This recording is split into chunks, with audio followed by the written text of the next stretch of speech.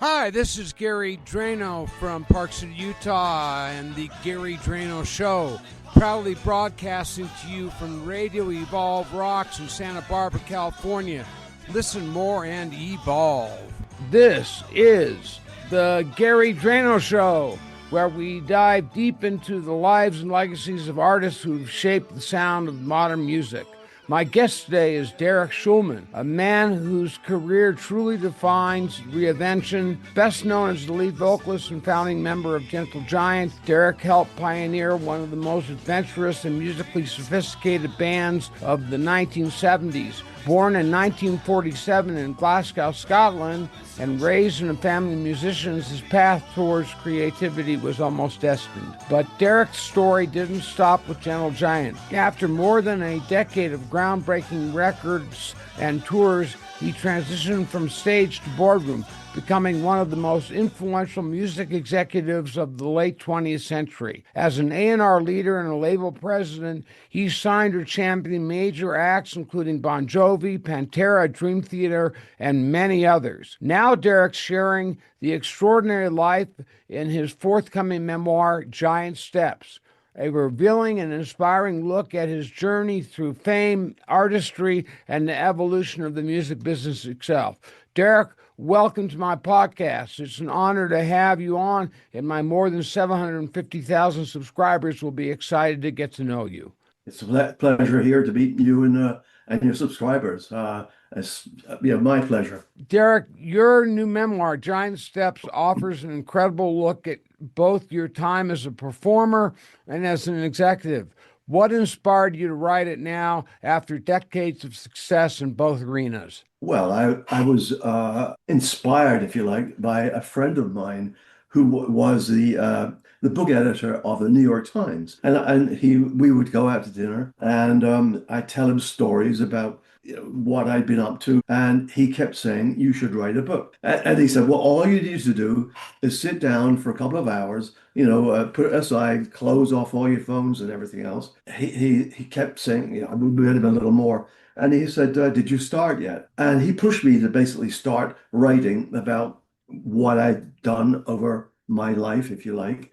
It was a chore. And to be honest with you, I found it hard to sit there for 2 or 3 hours and go through the bullet points and expand them. And because I'd look at my phone and I pick up and I do something else. So I eventually did about 60, 70 pages. And then COVID hit. And during COVID, I was unfortunately one of the first to actually get COVID. I mean, right. Oh, man. Yeah, no kidding. And I was very lucky. My doctor said, "You dodged a bullet," because it didn't go down to my chest or anything like that. But I was isolated in my bedroom for 6 weeks. That inspired me, despite the fact that I felt lousy, just to do something. And that made me get back into writing my memoirs. And so I wrote about 120, 130 pages then. And then I started putting it down because I got involved with the catalog. And a couple of years ago, I kept looking at it saying, I've got to get back to this. I was introduced to a friend of my son's who apparently had written a couple of books, but wanted to help me finish off the book. And so I said, let's do it this way. Let me talk to you about what I want, and he'd transcribe it. His name was John Widerhorn, and he helped me basically to finish the book. And we finished it at the end of last year. And lo and behold, in 2025, I had a book, and Giant Steps was born. And it's coming out in about 3 weeks in North America. So our timing could not be better. The title Giant Steps feels symbolic of growth, change, and perhaps a tribute to your musical evolution. What does the phrase mean to you personally? The name Gentle Giant obviously is part of why it's called Giant Steps. My steps in my life, from being born in the Gorbals of Glasgow to living in Portsmouth, England, and my steps evolutionary in the music business, are part of what Giant Steps is about.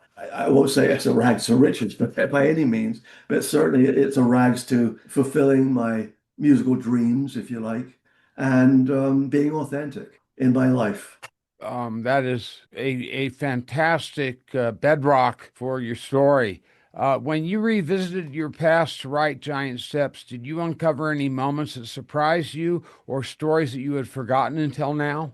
Oh yeah, well, when I started off doing it, I called my brothers and had them do some reminiscing, and I had it on tape, and they remembered things that I remembered, but not quite as in much detail.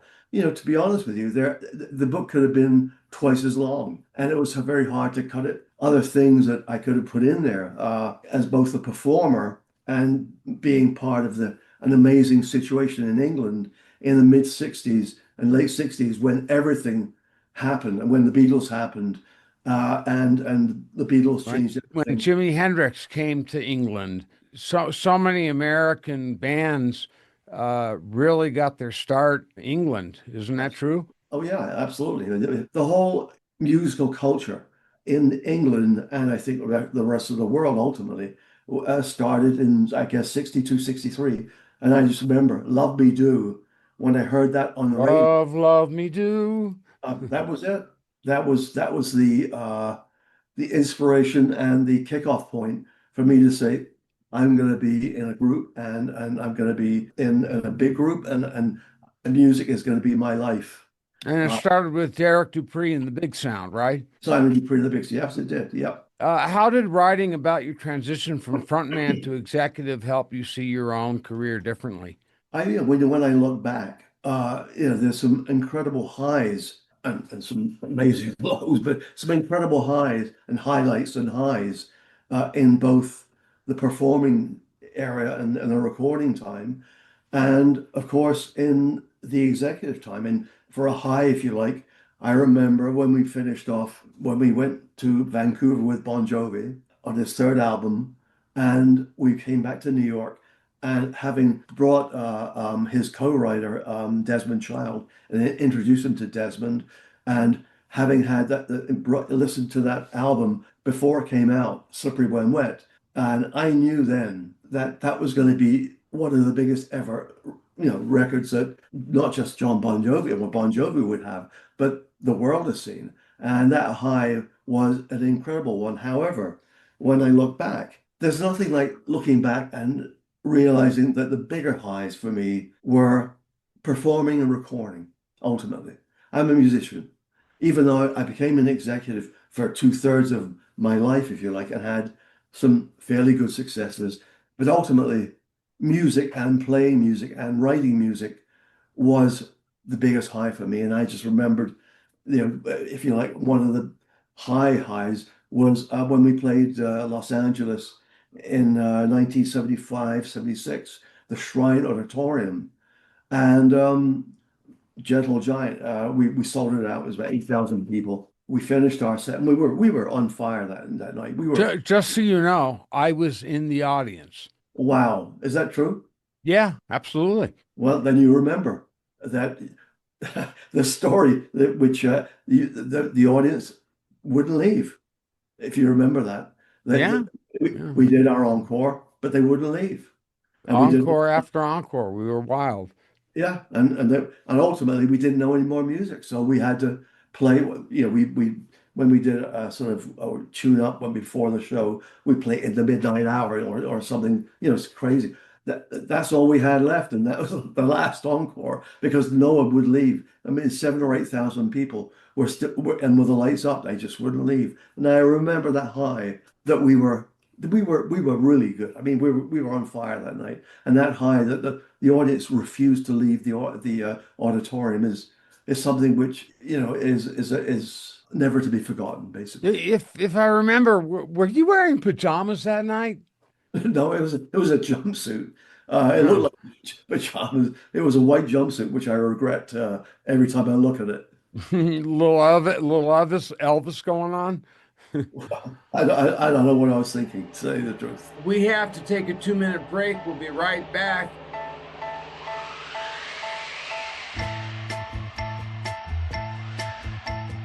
I will fly a yellow paper sun in your sky when the wind is high, when the wind is high. I will float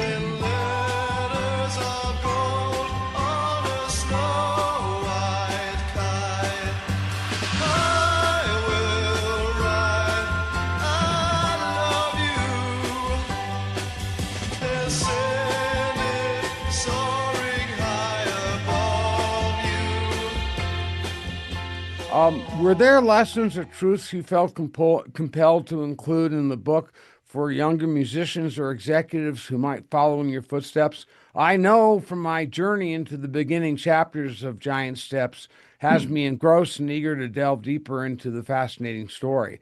So, what footsteps might younger musicians or executives take from the book? I think that I would like anyone to know that being, I use the word authentic again, being yourself and doing things that are yours and not copying or following, and do something that is yours, whatever it is. And if you're a follower, you'll never ever be.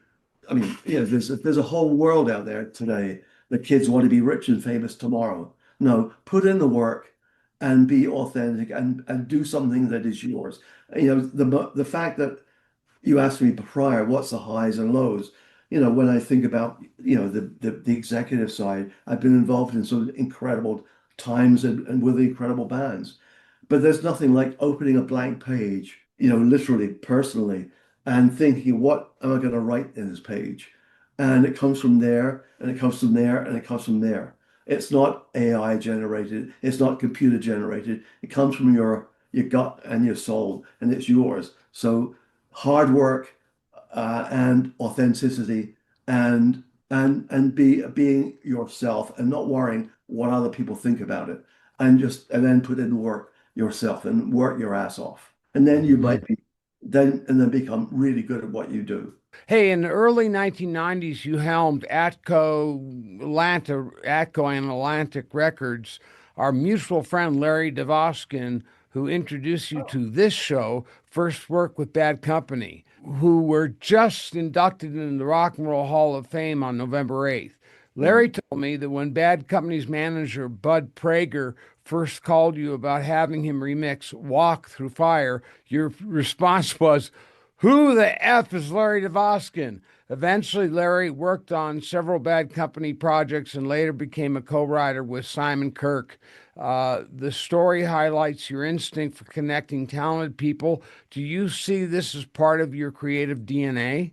Yeah, I think that I was really happy that Bad Company was in fact on Atlantic at that time, and they were they were in the process of, they had a new singer, Brian Howe, and he was not liked by both Atlantic and, unfortunately, the band. He didn't get on well with the band, and Atlantic were considering to drop Bad Company. The very same thing happened with AC/DC. And I said to Bud Prager, he said, "Listen, Atlantic are not happy about what we have with Bad Company. Would you like to take the realms over, or the helm over?" And I said, "Sure," because the reason why was because first of all, I love Bad Company. I loved what they did originally, but with Brian Howe in the band, Mick Ralphs and Simon, they didn't really get on well. But I got on well with him because he was born and in the same place that I grew up, in Portsmouth, England. And in fact, I remembered him coming to our rehearsals and peering in. So I could say to Brian, shut the F up, and Mhm. not be sort of frowned upon, or him saying, what do you know, etc. He knew that no band, in fact, could say to me, "You don't know what it's like to do this, to do that, etc." Because I Because you've been there, done it. exactly that. So when I took that over, we worked with Larry, worked with me, as well as Terry Thomas, the producer. And instead of getting dropped, we had a number one album with Holy Water, and I brought them all the way back. You've The worn same. both the artist's hat and the executive suit. How did the dual perspective influence the stories and insights in Giant Steps? Well, I'd like to tell the stories behind these various situations. The same thing happened with AC/DC. They were literally getting dropped by Atlantic. Was this Bon Scott era, No, no, this was Brian. Brian? Hmm. Yeah, but they had just had two albums. Was a Flick of the Switch and one other prior, and their deal was heavy. And the president of Atlantic was going to drop them. And I heard about this. I said, you can't Was he go. insane? I mean, what was the deal? Well, the deal wasn't hard. It was an expensive deal, but yeah, because it was a high deal and their last two albums didn't do well. So I heard about this and I said, his name was Doug Morris. I said, Doug, here, I came into Atco and I had actually already on the label, there were several holdovers, if you like. And one was the Stevie Nicks and another was Pete Townsend. And I said to him, I'll tell you what, I will trade you Stevie Nicks for me taking on AC/DC. And he said, sure, because otherwise they're going to be dropped. And so I had AC/DC on my label. And thankfully, I had the thumbs up from their brother George in England, who was their first producer, because he was in a group called the Easy Beats. And he remembered my name, having been in Simon Dupree and the Big Sound. We played several shows together. And he said to Malcolm and Angus, if it's the same Derek Shulman that was in Simon Dupree, then you could trust him. So that opened the door for me to be trusted by Angus and Malcolm, and they let me in. And I said to them, "Listen, guys, let's put together an album that brings you all the way back, and be who you should be. The best rock and roll band in the world." And I introduced them to my go-to producers in Vancouver, Bob Rock and Bruce Fairburn and Mike Fraser. And they got involved and they started writing. We went out to Vancouver and we recorded The Razor's Edge. We came back and we put out Thunderstruck and AC was back. Huge, just a huge song. No, that's I mean that was, and then we had the live album. But those are the kind of things that that's something that I think I always had with the musicians, is that they trusted me because once again there wasn't anything they could say or do that I hadn't seen on the other side of the stage. As you look back over your decades in music, what do you hope readers and listeners will take away from the book? Well, I think that as I said, to be yourself and don't follow other people, and don't and also if you're a musician, play music, pick up an instrument and master it, and be really, really good at it. Not really good, be great at it before you even think about a career in music. And then go out and play in front of people and see if people like you. Because just going out there and with a computer or AI or whatever it is, yeah, you could have a song or something that sounds pretty or something else, but it's not you. Do it yourself. And the other thing is that I would say is that stay away from Plagiarism or no, stay away from chemicals and drugs. drugs and anything else that will interfere with your life and your health. Because you're not better when you're high. You're just high. Yeah, and health is everything. I mean, I'm 71 years old, and I never, because I was an athlete, and I never did drugs, and I think I'm young at 71 because of it. So your advice is golden. Well, I'm the same way. I've never done any drugs in my life. I don't drink. Hard work and being true to yourself. And again, use that word, be authentic. Okay, we're going to take a 2-minute break. When we come back, we'll rewind the tape to Derek's earlier life in Glasgow and the formation of Gentle Giant, where his lifelong love for music first began. Stay Wir tuned. sind schon wieder mittendrin nach den Foundations, gleich weiter mit Simon Dupree and the Big Sound und Thinking About My Life.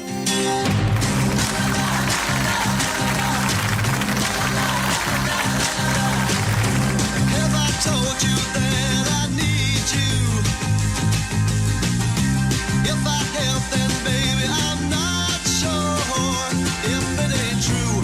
First I tell a lie, then I say goodbye.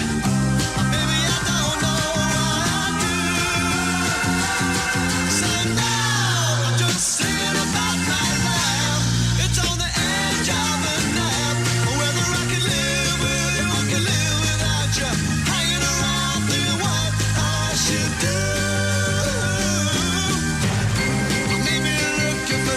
that's not there. But you won't show me, baby, if it's really anywhere. So what should I know? Does it have to show? Red light tells me to beware. So now I'm just saying about my life. It's on the edge of a knife. Whether I can live with you, I can live without you. Hanging around thinking what I should do.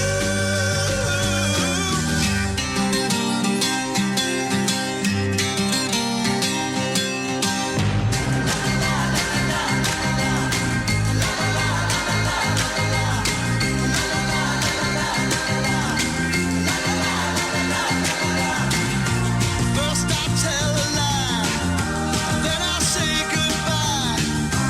Baby, I don't know what I do. So now I'm just thinking about my life. It's on the edge of a knife. Whether I can live with you, I can live without you. Hanging around thinking what I should do. We're back with Derek Shulman. After Gentle Giant disbanded, what pulled you toward the business side of music and specifically A&R at Polygram? Well, I honestly, I had no idea that I was going to be involved in the music business side. In fact, I mean, I got a call from a friend of mine in New York, and he gave me a call, and he said, had you thought about working at a record company? What year was that? That was Or like around what year? that was about 81, 81. Okay. the year the band disbanded. Um, and my first answer was no. And he said, well, you know what? We're changing this company, Polygram Records. We're putting a department together called the Rock Department. And I told the head of the department about you and your what you've done and who you are and the people that like you. And he would really like to speak to you. And I said to my wife, what do you think? I mean, I really don't want to be involved in the dark side of the business, the dark thing inside. But she said, fly out and give it a shot. So I went out to New York, which is where I am now, and interviewed for the job, and I was offered the job. Were you surprised? I wasn't surprised. I wasn't surprised I got the job. I was surprised that I decided to stay because on the first day, I remembered, I flew out there and got a Airbnb for a couple of months before we all moved out. I had my daughter was born already, and I remembered that first day in the office, going from office to office to office to office, and realized that the music business was not the music business at all. It was the business of music. And every office had their own, every person in each office had their own agenda and had their own priorities, if you like. And to get, a champion in your record company, to champion you had to have a consensus. And had I known that in Gentle Giant, I would have been more, aware that that's what you had to do. So I think that we probably fell short because I didn't know that, but I realized that on the first day. And I remember the last, coming at that evening on the first day and calling my wife and said, I don't want to do this. And I'm coming home. And she said, no, stay the course. Just give it a shot, which I did, of course. And the following And year, you said you've been married for 50 years? almost 50 years, yeah. And your wife sounds like she's been more than a supporter, that she's encouraged you to do things you otherwise wouldn't have done. Absolutely right. She has been there with me, beside me the whole time, and whether I made mistakes or didn't make mistakes or made decisions, she's been there as a rock for all the family. So I'm very lucky in that respect. But again, these are things that you ask me what are things that are important, commitment, authenticity, all these things that sound hokey, but they're not. So anyway, the bottom line is that Well, they're the ingredients to success. well, I hope so, but it seems like in today's world, and I'm not going to get political or even or say anything which is out of what we're talking about here. You know, these attributes seem to be less important these days, which is a sad thing. And I would say this for the younger generation who are tech savvy and have grown up with, in computers and AI and God knows what else. These are great tools, but they're tools for you, for your person, not they're not you who you are. And that's something that's very important for them to It's a know. distinction that the younger generation must embrace and understand. Absolutely, because the younger start to believe that this thing in their hands or fingers is something to do with them. Well, it's not. It's they have their own personality. Let it be who they are. Be who you are. That's the most important thing. Their personal consciousness is their connection to the universe, Yeah, really. yeah, it is, and I think that social media has been a good thing in a lot of ways, but on the balance of things, it is not a great thing because I don't know why we're getting into this. It's a distraction. It's a distraction, and I think it also promotes loneliness, which is very, very, and you need to, listen, when we were in a band, we were in a band. We were together. When we were in, And it was you and your brothers primarily, right? yeah, yeah, me and my brothers, and then we all lived in the same town. And when we weren't playing or recording or rehearsing or writing, we were out fishing together. I mean, we didn't text each other or throw things on Facebook or Instagram or TikTok. That was a different era, and I'm not saying there's nothing wrong with what is happening today, but you can be drawn into things that is not who you are. And that's something that the younger generation have to be careful about. How did your background as a performer help you guide and understand artists from the inside out? Well, as I said before, there was not much a band could say to me, no matter who they were. I at Simon Dupree, and Gentle Giant, we played huge venues, and we were massive in Europe. We played arenas in Italy and Germany and even Canada. So in that respect, we knew what it was like to play to a lot of people. On the other side of the fence, we knew what it was like to sleep in a van when you didn't have a hotel room. We knew what it was like not to get paid. So there wasn't anything a band could say to me that they could say you don't know what it's like. So that's something that, as I said before, I think they could trust me because I was and have been in their position and their situations, no matter where and how.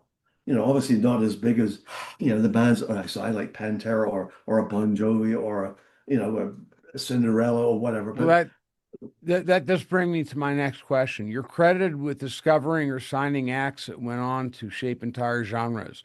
Bon Jovi, Pantera, Dream Theater, I believe AC/DC. Can you share a standout discovery story? well, I mean, Bon Jovi's one, but certainly I could give you a couple that should have happened but didn't. Okay. That's something that I've been asked a couple of times.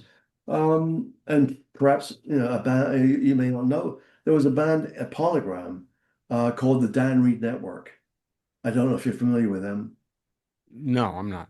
Then maybe it's well. There's another band when I ran ATCO, a band called Enough's Enough. And they had their first album, and I got involved with them hands on, even though I was running the company.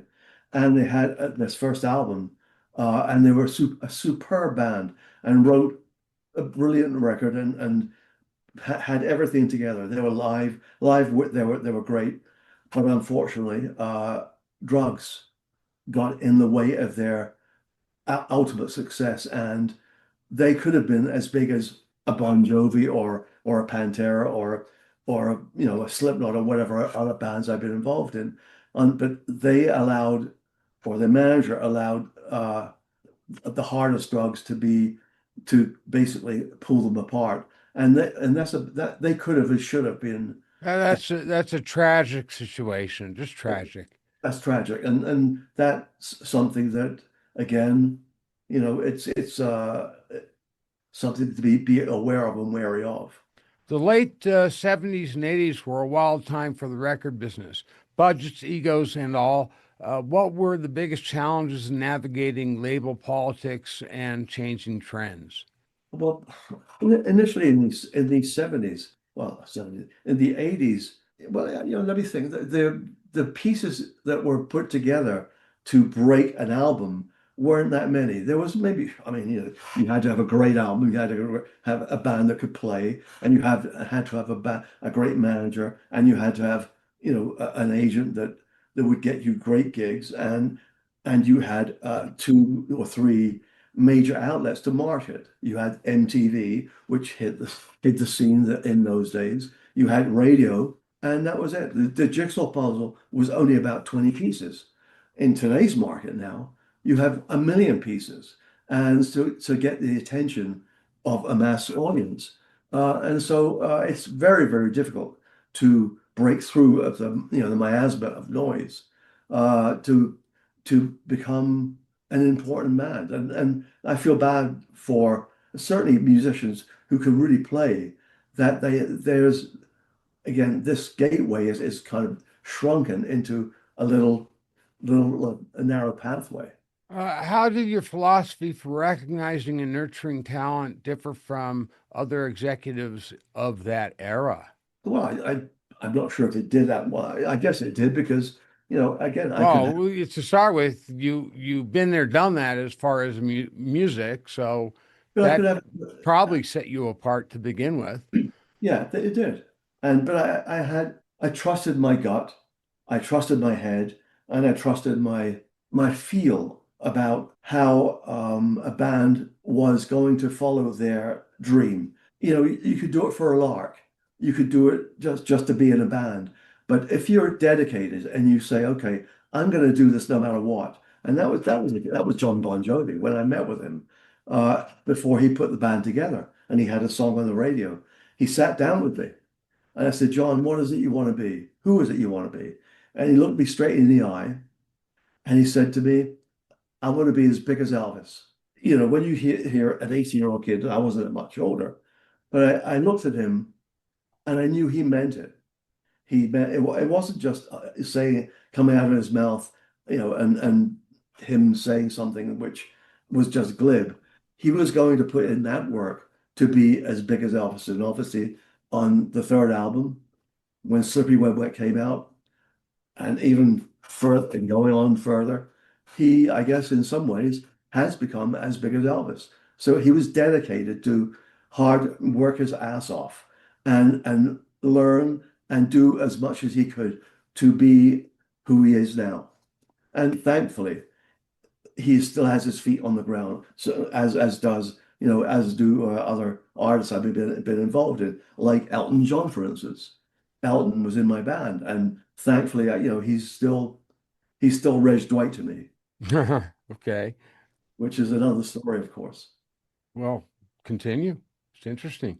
Well, it's in the book, of course, but Elton was a keyboardist in Simon Dupree for a period of time.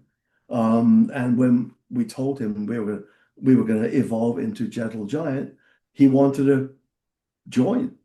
And we went up to, myself and my brother Ray went up to Watford where he was living, and he played a couple of songs for us, Skyline Picture, and a couple of other things. And we went back on the train to Portsmouth, and we said that it's not the kind of thing we want to do, but but he's great. And at that time as well, when we were up there, he just met Bernie, and he told us that he's Bernie changed. Taupin, his writing partner, his Correct. collaborator.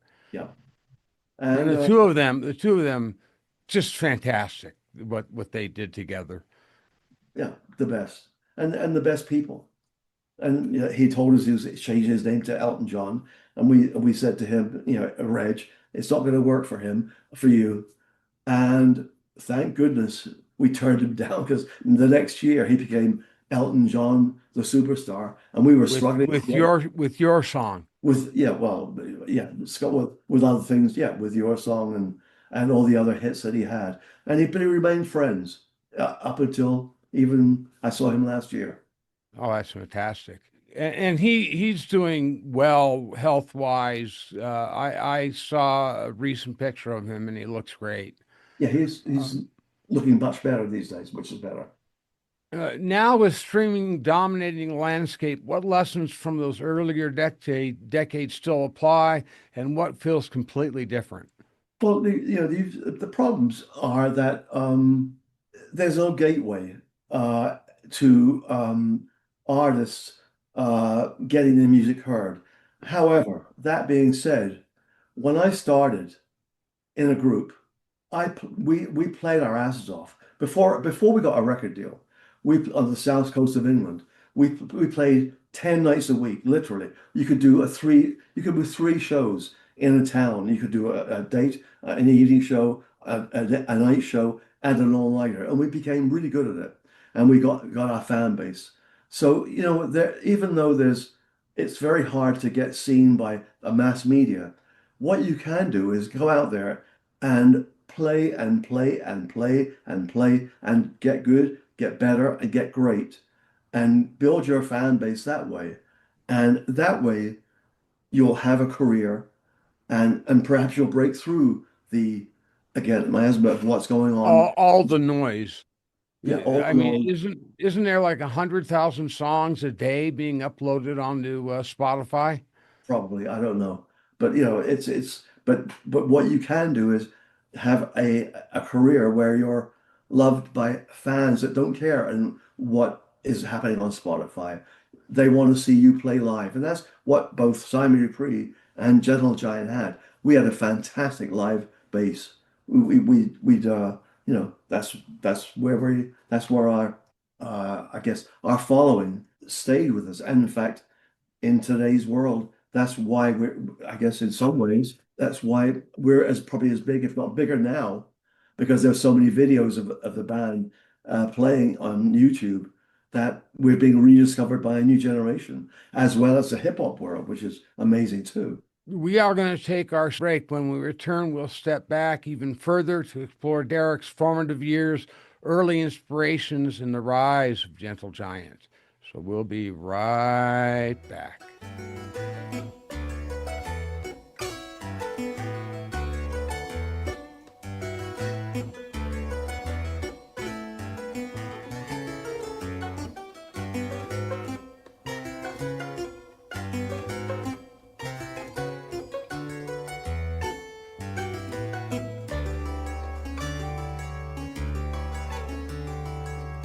I lost my head. It was not easy. Unknown, unread. It wasn't easy. And each day, each night, not alright. I can't remember what I said. I lost my head.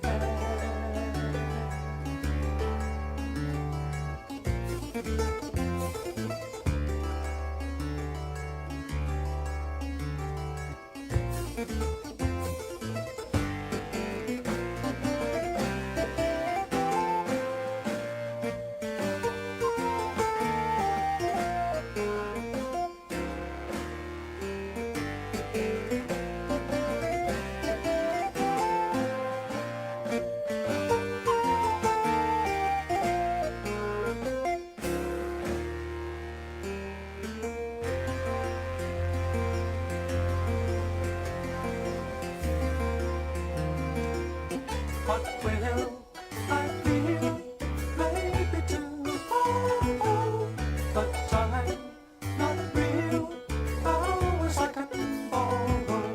So when the light falls down, as long as how I can't remember what I said. I lost my head.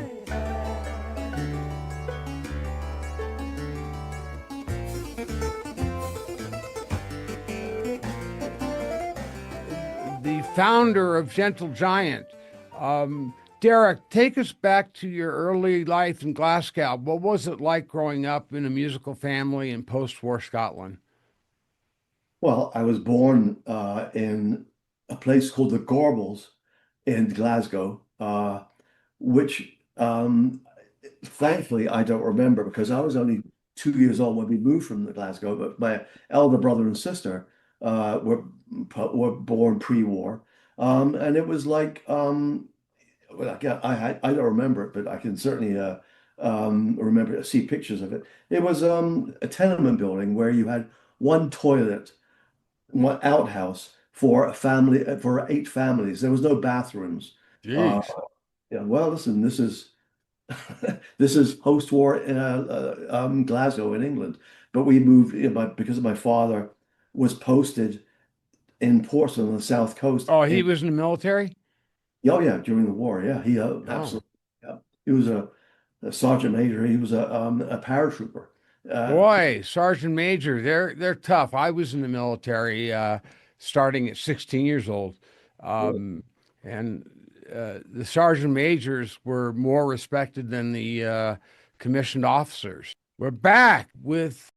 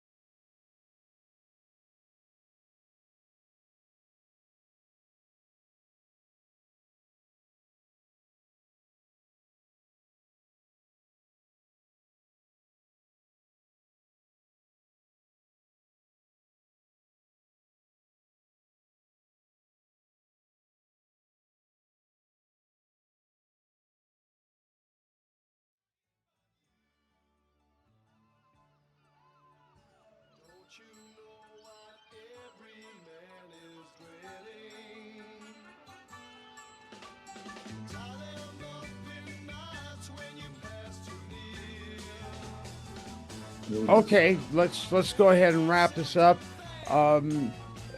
Derek, it's been a real honor having you on the Gary Drano Show. Few artists have lived such a full circle creative life, from fronting one of prog rock's most daring bands to guiding the next generation of icons.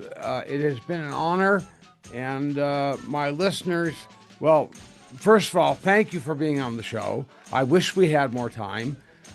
Listeners, be sure to pick up Derek's upcoming memoir, Giant Steps, available soon wherever great books are sold. It's more than a story of music. It's a testament to passion, persistence, and the power of following your own creative path and being authentic. So, Derek, it was an honor, and maybe I can have you back because we have so much more to talk about. Absolutely. Whenever it's good for you, man. All right. Stick around for just 1 minute.